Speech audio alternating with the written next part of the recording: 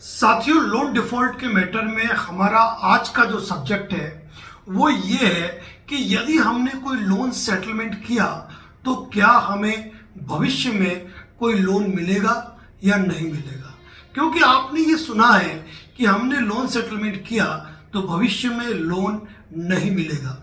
कितना सच है, कितना झूठ है, आज इसी बात पर चर्चा कर रहे हैं आज के सेशन में। साथियों, जैसा कि आप जानते हो कि लोन डिफॉल्ट से संबंधित लोगों के हक और अधिकारों के बारे में इस YouTube चैनल पर बात की जाती है, जिसका कारण यह है कि कई लोग मल्टीपल लोन के चलते इतने कर्ज में डूब चुके हैं कि उनकी मंथली आमदनी से 2 से 4 गुना उनकी EMI हो चुकी है। अब एक बात सोचने वाली है कि NBFC कंपनियां लोन पर लोन ऑफर करती है, कभी credit card pre approved loan देती है, कभी आपको मैसेजेस आते हैं कि ये लोन का ऑफर मिल रहा है, आप ले लीजिए। इंसान एक बार किसी लोन के दलदल में जो फंसता है ना, वो धंसता ही जाता है। अब बात ये आ रही है कि आपके ऊपर मल्टीपल लोन हो चुके हैं और आप उन मल्टीपल लोन का जो है भुगतान करने में पूरी तरह असमर्थ है, लेकिन आप लोग चिंता करते हैं कि हमारा सिविल स्कोर खराब हो जाएगा। ये बात बिल्कुल सही है कि यदि आप किसी लोन की EMI को समय पे अदा नहीं करते हैं, आप लोन डिफॉल्ट करते हैं, तो आपका जो सिविल स्कोर है वो डाउन हो जाएगा और आपके क्रेडिट हिस्ट्री जो है उस पर एक बुरा असर पड़ता है और भविष्य में लोन लेने में आपको दिक्कतों का सामना करना पड़ सकता है। लेकिन यदि आप मल्टीपल लोन में उलझ चुके हैं और आपके पास केवल यही विकल्प बचा है कि आप, क्योंकि कोई दूसरी प्रॉपर्टी नहीं है कि उसको बेचकर आप किसी लोन का चुकारा कर पाए, स्थिति यह है कि आप एक लोन को चुकाने के लिए दूसरों को चुकाने के लिए तीसरा और तीसरे लोन को चुकाने के लिए चौथा लोन लेते हैं। अब ऐसी स्थिति में कि आप अपने केवल सिविल स्कोर को मेंटेन करने के लिए अपनी क्रेडिट हिस्ट्री को, अपने क्रेडिट रिकॉर्ड को बरकरार कर रखने के लिए आप लोन पर लोन लेते हैं, तो आप अपने साथ ही गलत नहीं कर रहे हैं, आप गलत कर रहे हैं इस देश के साथ, इस देश की अर्थव्यवस्था के साथ, उन तमाम NBFC कंपनियों के साथ भी, क्योंकि आज नहीं तो कल उनका पैसा डूबना है। अगर आप मल्टीपल लोन के शिकार हो चुके हैं तो अगर आपके पास पैसा नहीं है, आपके पास कोई सामर्थ्य नहीं है कि आप उस राशि का भुगतान नहीं कर पा रहे हैं, तो अब आप स्टॉप हो जाइए। एक लोन को चुकाने के लिए दूसरा लोन लेना पर्याप्त नहीं होगा और ये आधार नहीं है, क्योंकि आज आप 5 कंपनियों से हैरान परेशान हैं, कल 10 कंपनियां होगी, 15 कंपनियां होगी, 20 कंपनियां होगी। आज आपको 5 सेक्शन 25 के मुकदमे के नोटिस आ रहे हैं, भविष्य में 50 के आएंगे। आज आपको 4 आर्बिट्रेशन के नोटिस आ रहे हैं, भविष्य में आपको 20 कंपनियों के नोटिस आएंगे। तो ये कोई उचित रास्ता नहीं है। अब बात ये करते हैं कि लोन सेटलमेंट।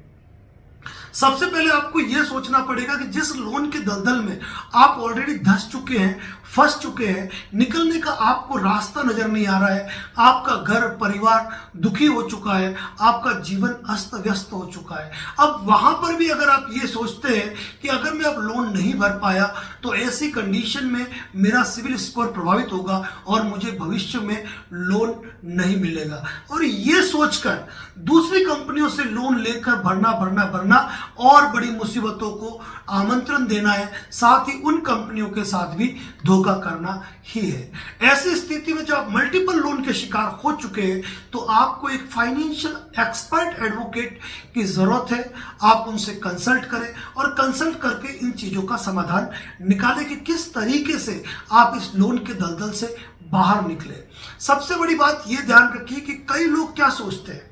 अब मान लेते हैं कि आपके ऊपर 50 लाख के लोन है और 50 लाख के जो सारे लोन है वो अनसिक्योर्ड लोन है, और इन अनसिक्योर्ड लोन में आप डिफॉल्ट कर चुके हैं और भविष्य में लोन सेटलमेंट की स्थितियां आती है। 50 लाख की जगह आप 5-7 लाख रुपए भर के मान लीजिए कि सारे लोनों से आप मुक्ति पा सकते हो। तो ऐसी स्थिति में सिविल स्कोर की चिंता करके अपने भविष्य को बर्बाद करने से बढ़िया ये है कि हम आज ही स्टॉप कर दें। अब एक बात ये होती है कि क्या हम लोन सेटलमेंट करते हैं कोई, तो क्या भविष्य में कोई लोन नहीं मिलेगा, तो यहां पर मैं आपको किसी और का एग्जाम्पल नहीं दूंगा यहां पर, क्योंकि कहते हैं कि सही एग्जाम्पल वही है जो आप अपने जीवन के अनुभवों के साथ साझा करें। आज हम लोन डिफॉल्ट पे बहुत ही अच्छे हर जानकारी वीडियो पोस्ट करते हैं। कारण क्या है? कारण क्या है? क्या हम किसी लॉ की किताब में ये पढ़े हैं? जी नहीं, बिल्कुल नहीं। मैं आपके सामने खुला कहता हूं कि लोन के दलदल में हम भी फंस चुके थे और उस दलदल से निकले हैं। और आज यही कारण है कि रिकवरी एजेंट के हरेसमेंट को हम समझ सकते हैं, आर्बिट्रेशन नोटिसेस क्या है हम उसको समझ सके हैं, और साथ ही आपको ये भी कह दूं कि जब लोन के दलदल में आदमी फंसता है ना, और उससे ये पूछा जाता है कि भाई तुम्हारे ऊपर इतना लोन कैसे हो गया, ये बता दो। ये बताना इतना आसान नहीं है, क्योंकि जो व्यक्ति लोन के दलदल में धंसा है ना, क्या वो ये आपको कभी नहीं बता पाएगा कैसे करते करते करते उसका लोन बढ़ता चला गया। मैं आपको बताऊंगा कि साल 2002 के अंदर हमने कोई एक छोटा सा नेशनलाइज बैंक से एक लोन लिया था। किसी कारणवश वह शहर छूट गया, उस लोन का हम भुगतान नहीं कर पाए। करीब 10 साल तक उस लोन का भुगतान नहीं किया, और उसके बाद जब हमने कभी अपने जीवन में आगे बढ़े तो हमने ये देखा कि हमारी क्रेडिट हिस्ट्री के अंदर एक लोन डिफॉल्ट शो कर रहा है। जब याद आया कि ये लोन लिया था और इस लोन का भुगतान करना है, जब भुगतान करने पहुंचे तो वहां पर जो राशि बताई गई वो उस लोन से 6 गुना ज्यादा बताई गई। ऐसी स्थिति में हमने उस लोन का सेटलमेंट किया मूल से भी कम राशि के अंदर, और 10 साल बाद सेटलमेंट किया। उसके बावजूद भी मैं क्या कह रहा हूं कि भले ही वो हमारी क्रेडिट हिस्ट्री में बतौर सेटलमेंट शो हुआ, लेकिन उसके बावजूद भी अनेकों एनबीएफसी कंपनी से जब भी जरूरत पड़ी करीब 25 से ज्यादा लोन लिए, उनकी ईएमआई को टाइम पे भरा, और उसके बाद होम लोन भी हुए, प्रॉपर्टी मॉर्गेज भी लोन हुए, और आज लोन चल रहे हैं। तो इसीलिए कभी ऐसी विकट परिस्थिति आए कि किसी लोन का यदि सेटलमेंट करने की बात आए ना, तो वहां पर आप सिविल स्कोर की चिंता ना करें। और ये जो मैं बता रहा हूं ना, वो यथार्थ है। आज हम बारीकी से बात इसलिए कर पाते हैं क्योंकि इस चीज को हमने महसूस किया है, करीब से ये दर्द महसूस किया है, और ये तकलीफ क्या होती है इसको हमसे बेहतर कोई नहीं समझ सकता है। इसीलिए आपको आज की तारीख में हमारे एक परफेक्ट वीडियो आपको देखने मिलते हैं। तो साथियों एग्जांपल दूंगा, 10 साल बाद लोन का सेटलमेंट किया, अब वह शो भी हो रहा है, उसके बावजूद भी हमने छोटे छोटे लोन लिए, और छोटे छोटे लोन के बाद लोन की संख्या बढ़ती गई, 20-25 लोन के आसपास लोन हुए। यानी कि आज की तारीख में यदि मैं बात करूं तो मेरी बुलेट हो गई, मेरे ब्रेजा कार हो गई, घर हो गया, ऑफिसेज हो गया, टोटली प्रॉपर्टीज पर हमने लोन लिए और उनको चुकाए भी है।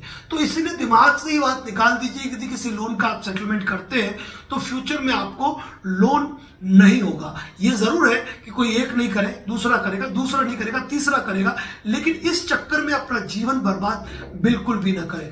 और एक बात मैं कहना चाहूंगा कि जब मल्टीपल लोन के शिकार होकर सिविल स्कोर की चिंता करोगे ना, तो अपना भविष्य बर्बाद करोगे, क्योंकि दूसरी कंपनियों को भी डुबोगे। लोन लेकर लोन भरना विकल्प नहीं है।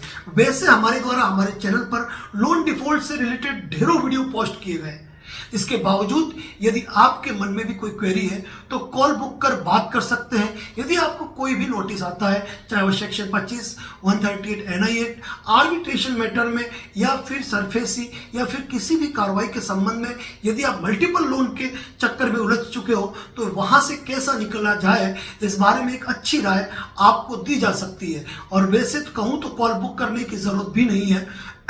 कारण है कि हमारे YouTube चैनल पर हर वीडियो डिटेल में पोस्ट है। यदि आपके मन में कोई भी संदेह है तो चैनल को विजिट करें, और चैनल को विजिट करने के बाद भी यदि आपको लगता है कि नहीं बात करनी जरूरी है, हमें कॉल बुक करवानी है, तो डिस्प्ले में जो नंबर दे रखा है उस पर आप कॉल करके कॉल बुक करवा सकते हैं, ताकि आपको हमारी तरफ से कॉल आए और आप अपनी समस्त समस्याओं के संदर्भ में निराकरण कर सकते हैं। साथ ही इस प्रकार के अपडेट, लीगल अपडेट, कानूनी जानकारियां और लोन्स डिफॉल्ट से संबंधित जानकारियां हमारे चैनल पर दी जाती है। चैनल पर नए हैं तो चैनल को सब्सक्राइब करें, शेयर करें इस वीडियो को। और यदि आपका कोई दोस्त मल्टीपल लोन के चक्कर में उलझ चुका है और जिंदगी में कुछ बुरा सोच रहा है ना, तो ये वीडियो उसको जरूर शेयर करें, क्योंकि आपका एक शेयर उसकी जिंदगी बचा सकता है और उसके परिवार के चेहरे पर खुशहाली ला सकता है। एक निवेदन है कि बिना कॉल बुक फोन करके परेशान न करें, क्योंकि आपके हर सवाल का जवाब कॉल बुक के आधार पर ही मिलेगा। धन्यवाद।